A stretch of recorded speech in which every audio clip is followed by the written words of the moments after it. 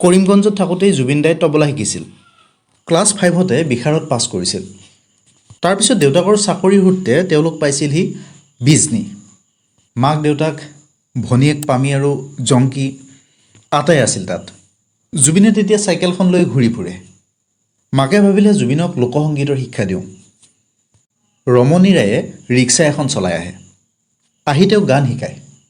ৰমণী ৰায়ৰ ভৰি দুখন নাছিল।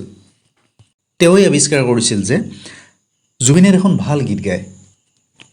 বিষ্ণুৰাভা জ্যোতিপ্ৰসাদ আগৰৱালাৰ গীত শিকালে, লোকসংগীত শিকালে, বৰগীত শিকালে, দোতোৰা, মেণ্ডলিন, ডগৰ সকলো শিকালে সেই 3 বছৰৰ ভিতৰতেই। জুবিন তেতিয়া হাইস্কুলত পঢ়ে। এদিন বিজনীৰ এটা অনুষ্ঠানত ভনীয়েক জংকীক মাকে নাচিবলৈ মঞ্চত উঠাই দিলে। জংকীয়ে কথক নাচিব। তাত জুবিনে তবলা বজাইছিল।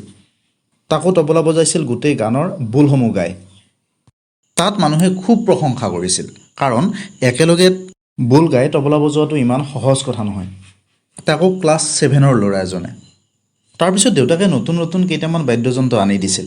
মাউথ অৰ্গেন, মেণ্ডলিন, সৰুকৈ কীবোৰ্ড এখনো আনি দিছিল।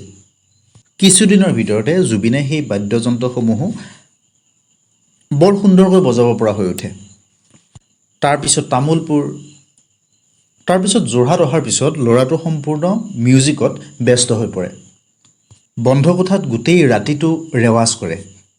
চাইকেল এখন লৈ বাটেৰে ওলাই গৈ থাকোঁতেও গীত, আড্ডাবোৰতো গীতৰে কথা চলে।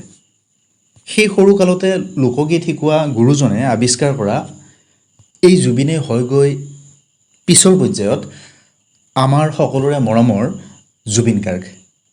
জুবিন দাই কিন্তু সেইজনা গুৰুক পাহৰি যোৱা নাছিল।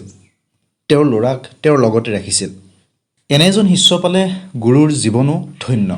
তেওঁ সেইজনা গুৰুৰ কথা প্ৰায়ে কয়। ৰমণী ছাৰক পাই পেলাই মই তেতিয়া গান এনেই গাই থাকোঁ আৰু ৰমণী ছাৰে মোক ডিছকাভাৰ কৰিলে যে তুমি তাবলাটো ভাল বজোৱা, তুমি বহুত ভাল গোৱা। ৰমণী ছাৰে মোক ইনস্পায়াৰ কৰিলে যে তুমি গান গোৱা।